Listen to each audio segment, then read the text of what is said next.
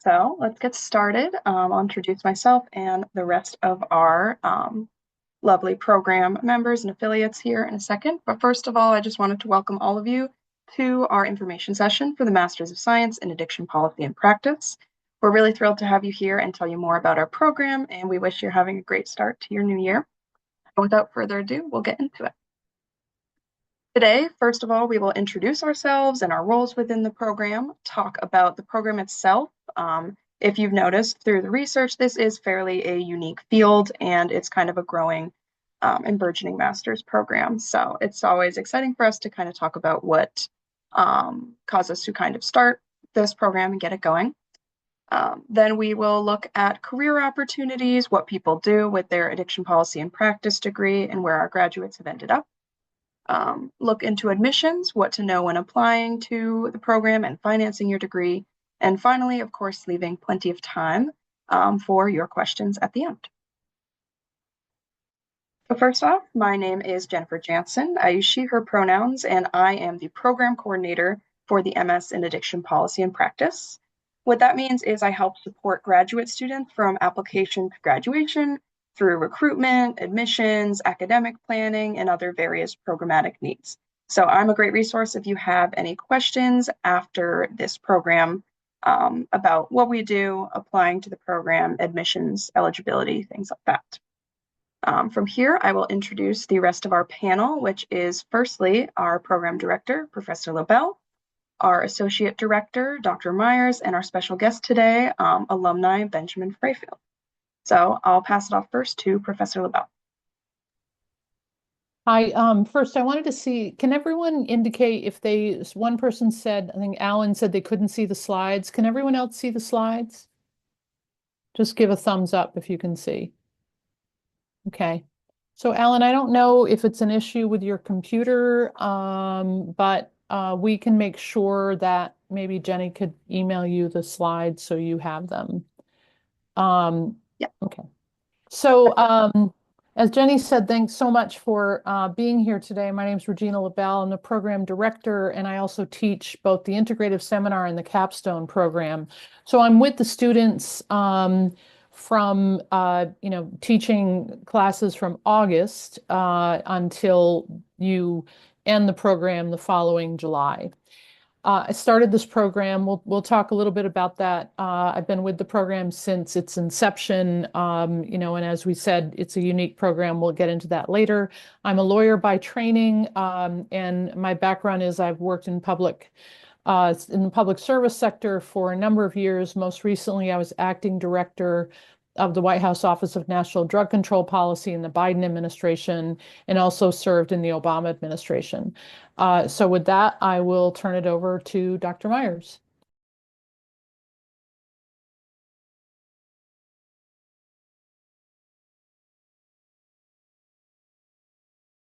Dr. Myers, you're on mute. Welcome, everyone. I'm Adam Myers, the Associate Director of the program. My longtime role at Georgetown was in the medical school where I taught basic science to medical and graduate students. And in more recent years, in my semi-retirement, I've gotten involved in a couple of the grad programs that I think are kind of socially important programs where I can kind of rejuvenate my interests in academics through these new channels. And so my main role in this program is to support Professor LaBelle in various aspects, including admissions and some of the academic background work, the administrative work. And so I've seen some of your applications, and I know we've got a great crop of people applying, and I look forward to interacting with you in various aspects.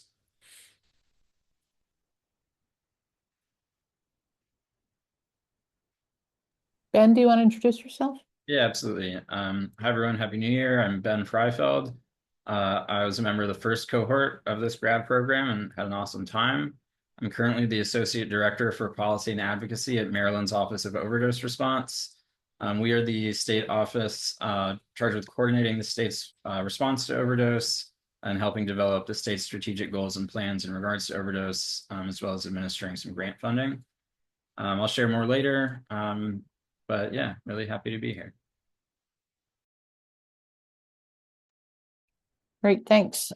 So in addition to the folks on the screen, we have an incredible faculty, all of whom are leaders in the addiction policy field. And so I'll tell you a little bit about each one of them and what courses they teach.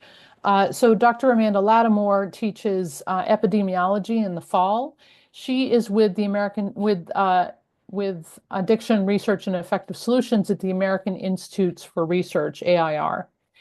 Secondly, we have Dr. Brandon Del Pozo, who is a professor at Brown University, and he teaches comparative approaches to addiction policy in the summer, the second summer of the program. Dr. Del Pozo's background is really unique in that he not only is a PhD, he also was a New York Police Department. It was in the New York Police Department, and he was the chief of police in Burlington, Vermont. Dr. Wilson Compton is with the National Institutes on Drugs of Abuse at NIH and HHS. He teaches Foundations of Addiction 1 and 2. So he's does the overview of the science aspects of addiction treatment, prevention, and recovery, as well as harm reduction. All three folks on this screen are prolific authors, journalists, and leaders in addiction policy. Next slide, please. And then we have another great set of individuals. Dr. Emily Einstein is also with NIDA. She teaches neurobiology in the fall. Dr. Chris Jones is with SAMHSA, the Substance Abuse and Mental Health Services Administration.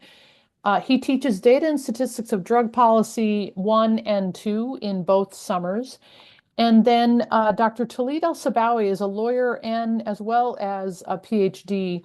She teaches U.S. addiction policy, and she's currently with St. Louis University. Next slide, please. And then last but not least are two incredible practitioners, Shelley Weissman, who is a JD, who teaches mental health and addiction law and policy. Her class begins this week. And then Beth Connolly, who is also was also with the Office of National Drug Control Policy. She was the Secretary of Health in New Jersey, and she teaches healthcare financing in the first summer, which is, and I'll go into more details about the academics in the next slide. So, I am a Georgetown alumnus. I received my JD from here, and I really appreciate, Georgetown's unique approach to education, particularly the graduate school. We were really fortunate to begin this unique program at Georgetown because it does reflect the values of Georgetown University. And our approach is to look at the whole person, and that's certainly how we look at applicants as well as the students in the program. Next slide, please.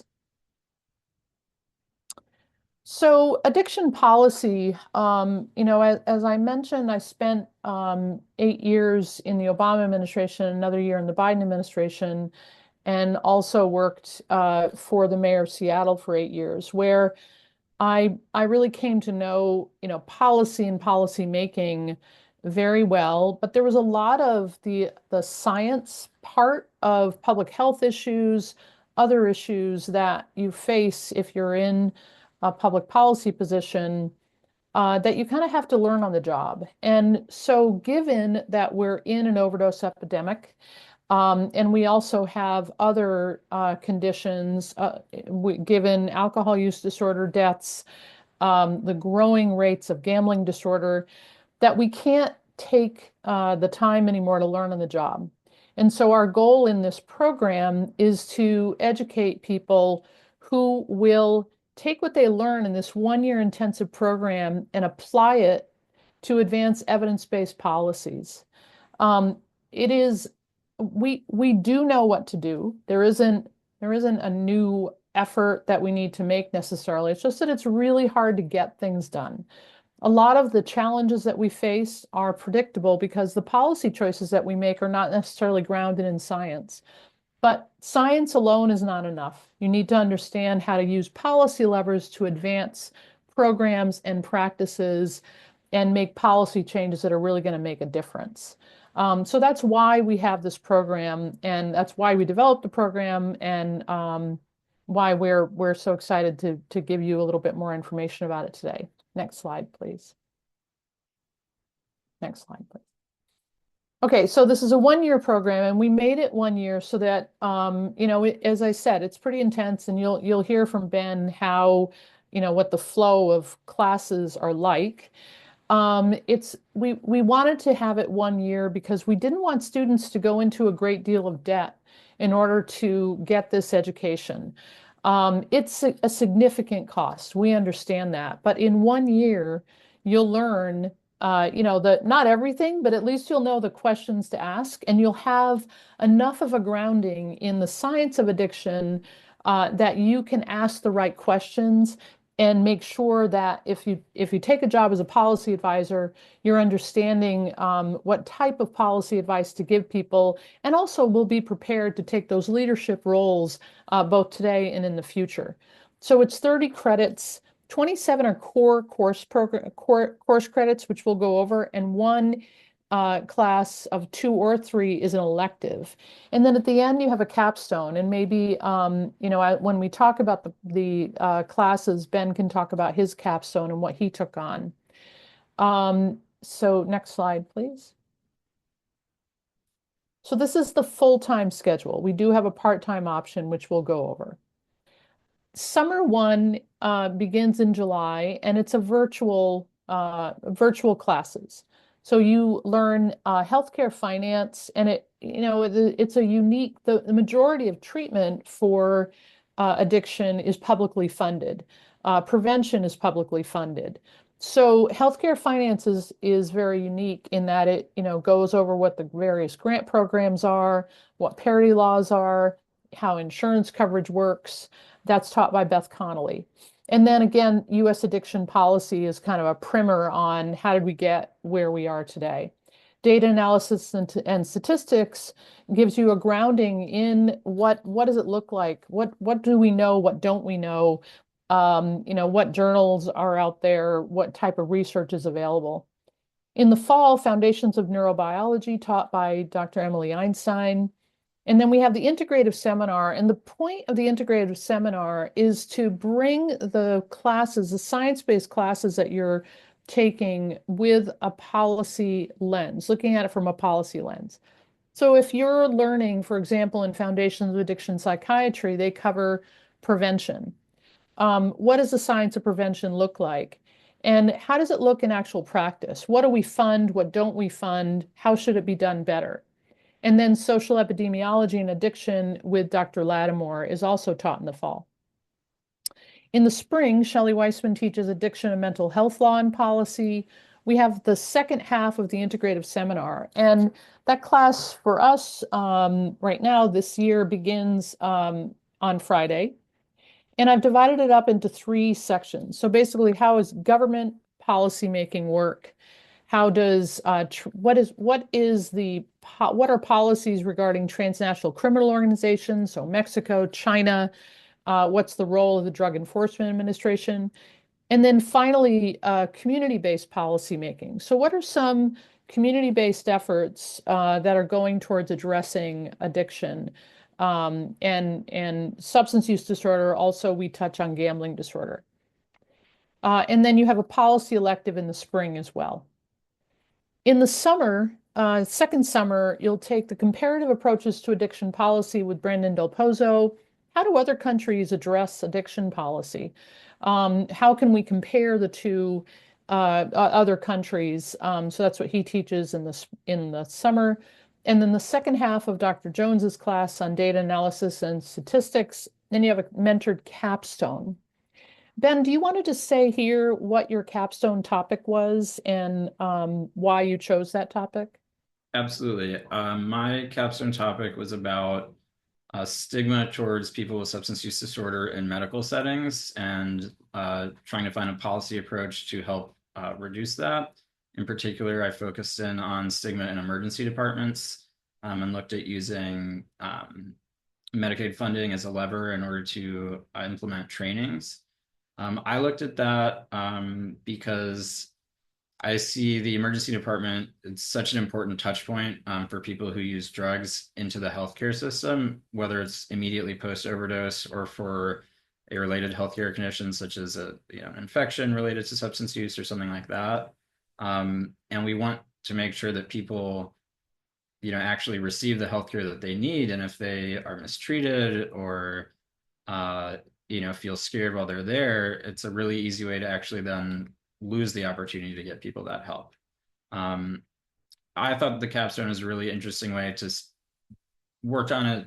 I worked on it over a period of months, and so it really let me dig into the research at first, work with my mentor, Tom Hill, on that, and then build up over time, like thinking through different ways that I could approach that with the policy lever, culminating then in the end, writing it all up.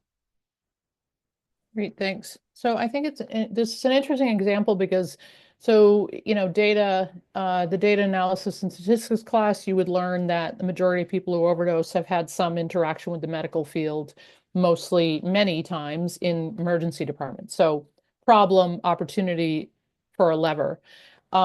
We know that, so that's just a good example, I think, of how learning the science, it can kind of identify what those potential solutions can be, but most importantly, how to get it done. What do you have to do to get it done? It's not good enough to just say, I mean, we know a lot of what to do, but it's hard to get it to happen. Next slide, please.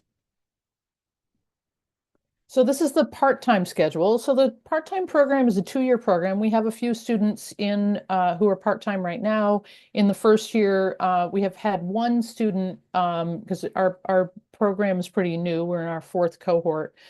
We've had one part-time student graduate. She did it over a 2-year period. We have one part-time student who's scheduled to graduate this year.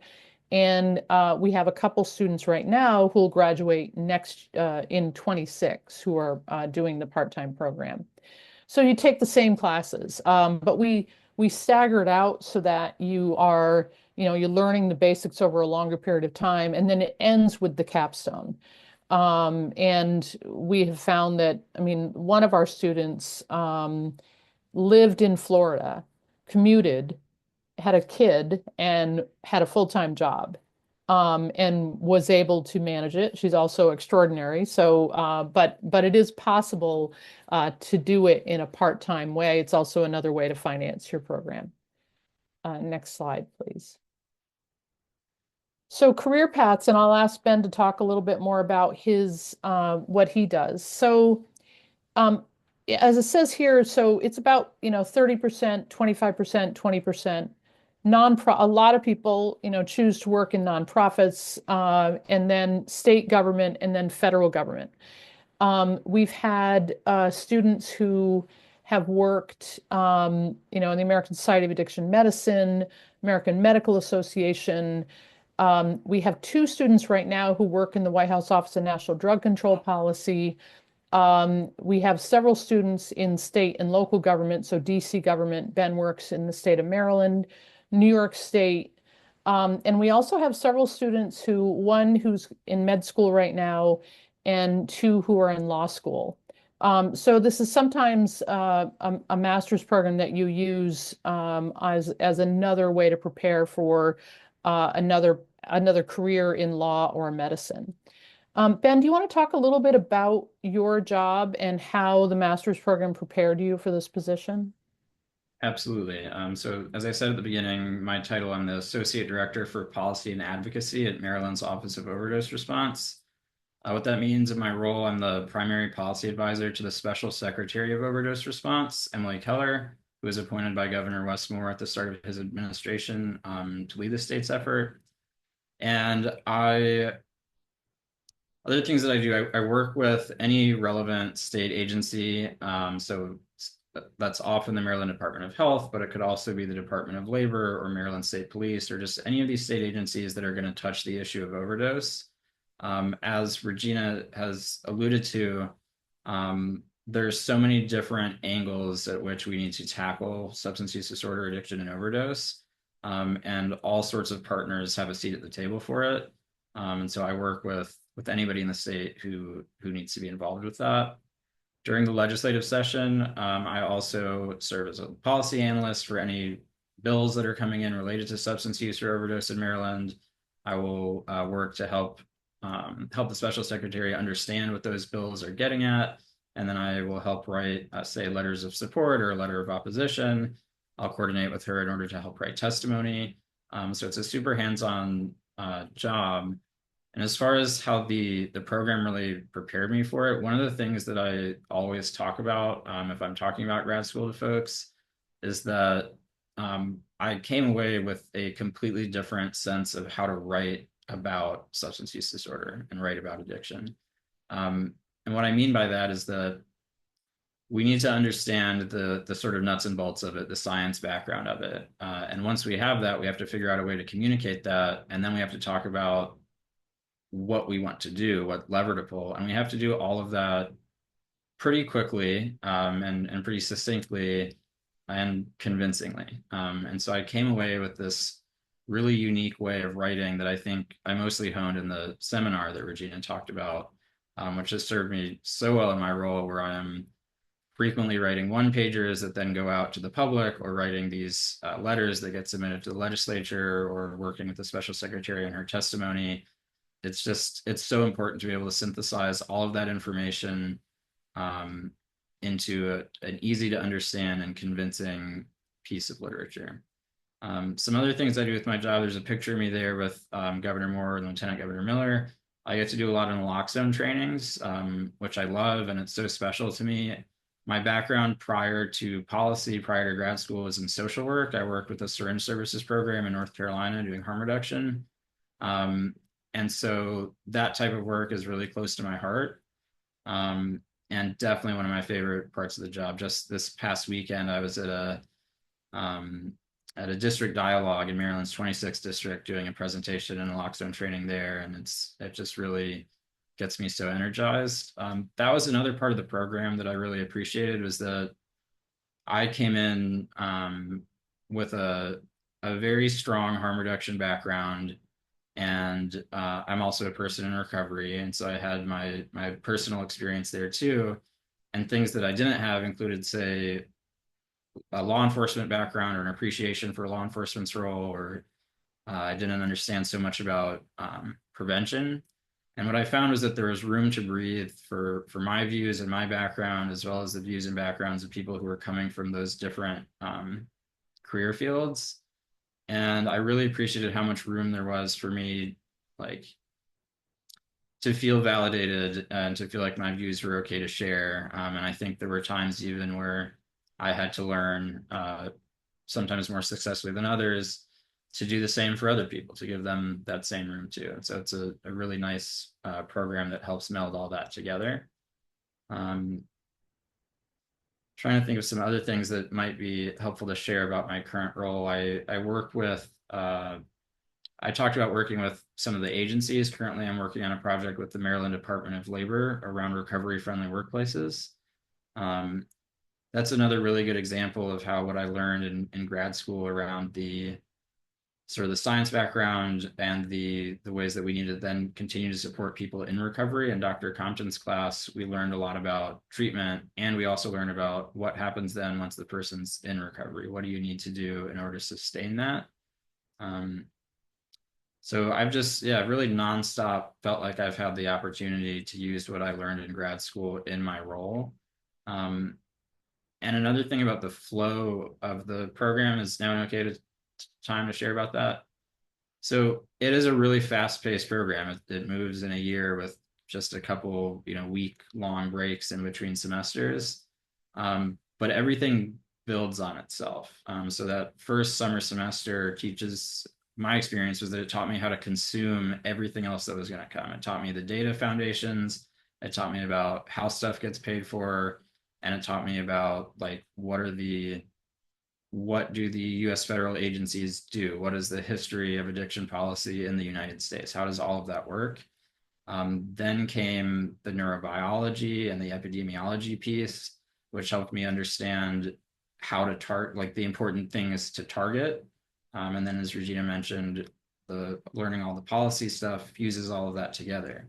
So despite how quickly it moved, because it all just built like putting a Lego together, it was all like one foot in front of the other, and it made it feel super manageable. It never felt like things were too much or that it was moving too quickly, which I really appreciated.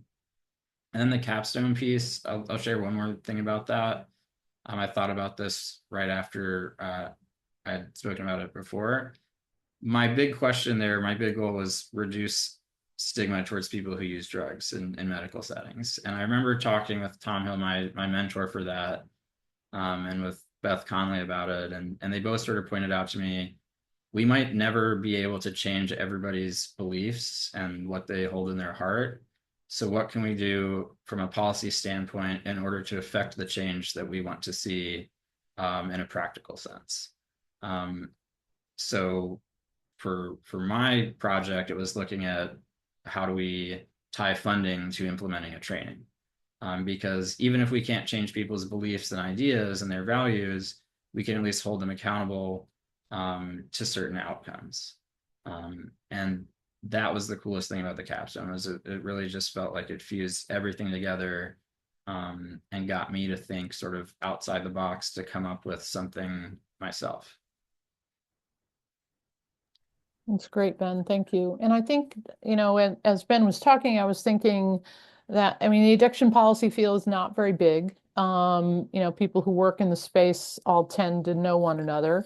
But the most important thing is that they're really invested in this program. And Ben mentioned a few people who are mentors. We match everybody with a mentor, both for a career mentor as well as for the capstone. And these are people who take time, themselves to invest in the future of addiction policy and to hold the door open for those who are going to follow us. And that's also reflected in the work that we do to build community on campus and in Washington, D.C. Washington, D.C. has one of the highest rates of overdose death in the country. We often think of West Virginia, we think of Kentucky, but Washington, D.C. has had high rates of overdose death for quite some time now. And deaths they are going down in certain pockets of D.C., but in the Black community, it's still elevated. So we're fortunate to have many of our students able to participate in various activities, both in DC and then also with conferences nationwide. So these are just a few examples. We've had naloxone distribution. Students attended the White House International Overdose Awareness Week event. We always go to the SAMHSA Walk for Recovery. We did that this year. In 2024, I'm sure we'll do it again because Recovery Month is in September. And then we've had several of our students attend the RX Summit, which is a large national conference dedicated to addressing overdose deaths that's held annually. Many of our students have attended in the past. Ben also attended a couple of years ago. And then we have Hoyas for Recovery is a student-led program on campus, which is a recovery program that started a couple of years ago with students in our program. And they meet regularly as a community to talk, to just build support for one another, build community, and have regular events on campus to either harm reduction events or just events where you can be with other people who may be in recovery or are interested in talking about addiction without, as Ben said, in a non-stigmatizing environment. So if you could, next slide, please. So this is just a little photo of Ben, and then we have a next one with our another one of our alumni. Nikki Soda was our part-time student who finished after 2 years. Next slide, please. So with that, I'll turn it over to Jenny and Adam to talk about the admissions process and how you can apply. All right. Thank you so much, Ben, for that wonderful insight on the program as well. It's always great to have. So now I'll talk a little bit, shifting towards the application itself. So you're ready to apply, you're excited to. How do you do it? How are you eligible? And what should you think about when financing your degree? All right, so here is a handy little application checklist. Feel free to screenshot or take a picture with your phone if that's helpful for you. I'll go through briefly all of these items. Firstly, our application form is completed through an online portal for the Graduate School of Arts and Sciences. So first, you'll need to complete that form and those questions. Our priority deadline is coming up next week, January 15th. But if you are able to get your application in by that deadline, the fee is waived. So that's always good to know. So best of luck to you trying to meet that deadline. But no worries at all if that's not on your timeline. We will continue accepting applications on a rolling basis until April 1st, which I'll go into a bit later. The application fee for regular deadline apps is $90, and each cohort will go in at the same time. There's no difference between priority and regular decision for that. Next up is your statement of purpose. This is a up to 500-word academic statement that discusses your academic journey, maybe your career journey, what brought you to apply to this program, and what you hope to get out of it. Just giving us a good sense of what brought you here and why are you here? Why this program? What are you hoping to accomplish with us, and how can we help you with that? Although it's listed as optional, we really do value how much passion is within our cohort and our students. So we do strongly urge all applicants to fill out the personal background statement. This is just another couple paragraphs. It's up to 500 words as well. And it gives you the opportunity to expand on your personal background, your experiences, and how they contribute to your interest in this field. It's also a great way to demonstrate that you'll be an active contributor in our community, which is something, as you saw, is very important to us. And of course, we just welcome any opportunity to get to know you more through your application. Next up is your resume or your curriculum vitae and 2 letters of recommendation. If you are early in your education or currently completing a degree, we would love to have you. And for that reason, we would also love to have at least 1 recommendation from an academic you've worked with, like a professor. But we do have students and applicants who are long out of school or maybe mid-career. So we will accept 1 or both letters from a trusted professional, such as someone you've worked with, like a boss or a coworker. We will also accept names and emails of recommenders by the deadline, even if they haven't uploaded their letters yet. So if you're shooting for that January 15th deadline, for example, if we have all your application materials and the names and emails of your recommenders, we'll see that as completed, even though we won't review your app until the letters come in. As soon as it's available, we'd also need your official transcript.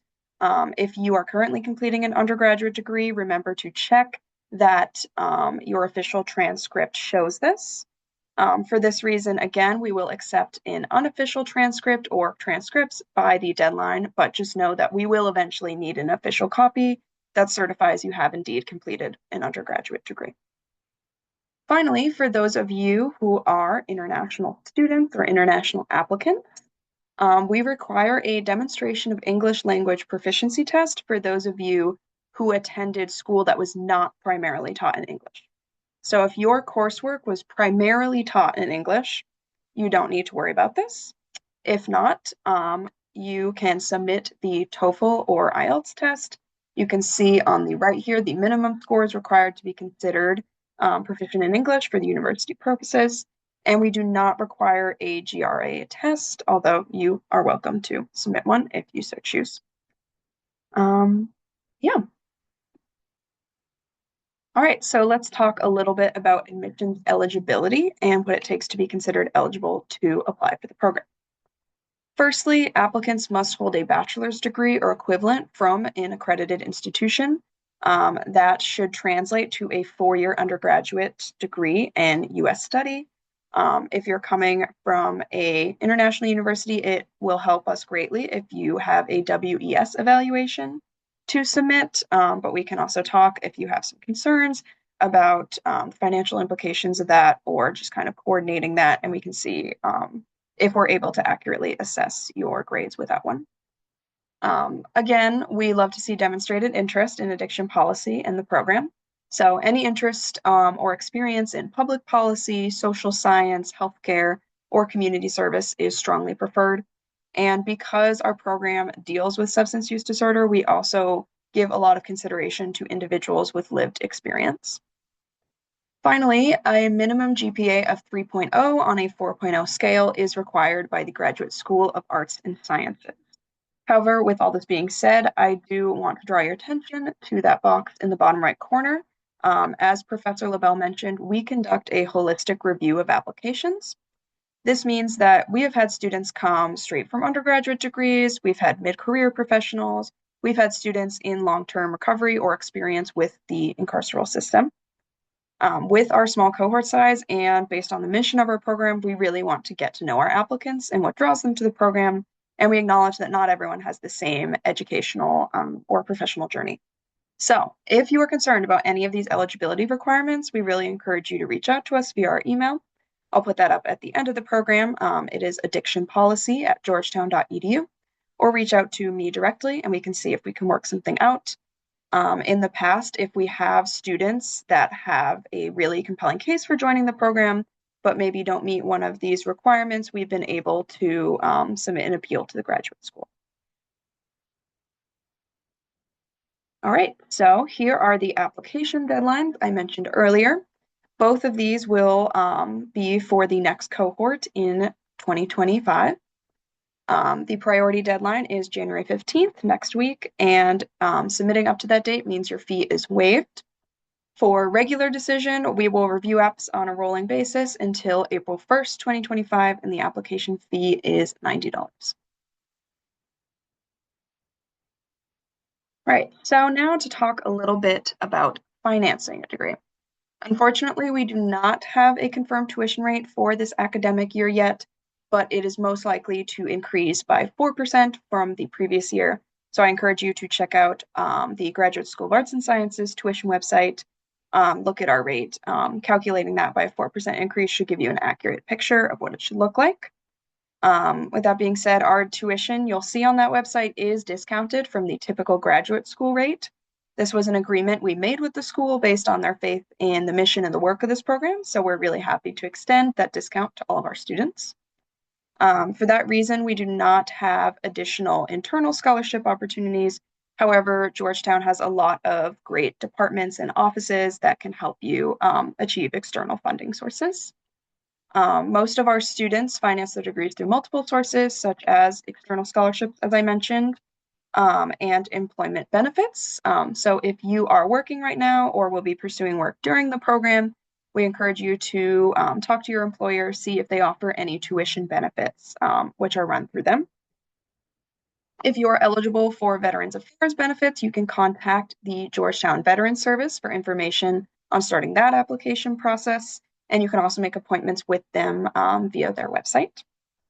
We also encourage students to fill out the free application for Federal Student Aid, or the FAFSA, which is now open for the next academic year. This is free. You're able to fill it out and see if you are eligible for low-interest federal student loans or be awarded federal work study, which would allow you to apply to specially designated federal work study positions on campus. So always a good idea, and graduate students are eligible, so why not see what happens? There are also part-time positions across Georgetown University in different departments, both within the grad school and other areas around campus. If you're looking for part-time work, students pursuing degrees at Georgetown can work up to 20 hours per week while pursuing their degree on campus.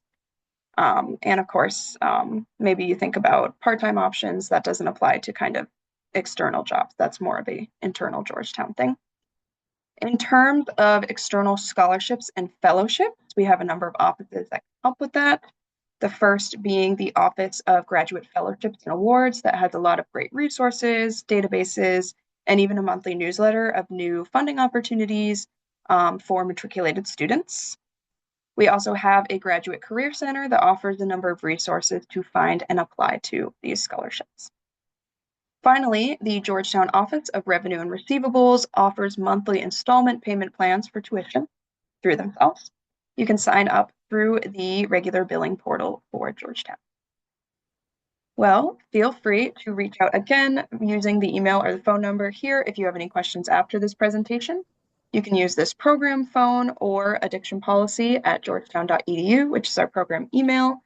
All of us are always here to help out if you're interested in taking a tour of campus, attending a class, talking to me or the program directors. We're always around and we're really happy to help and talk a little bit more about our program. Social media is also a great way to keep in touch with what we're doing. We post a lot about our students, especially during National Recovery Month, on our Instagram and LinkedIn. So that's a great place to kind of get a sense of student involvement, what people are doing. But yeah, other than that, we hope you have a great rest of your afternoon. Stay safe and warm. And thank you so much for attending today. We really look forward to reading your application. Thanks, everyone. Have a great day.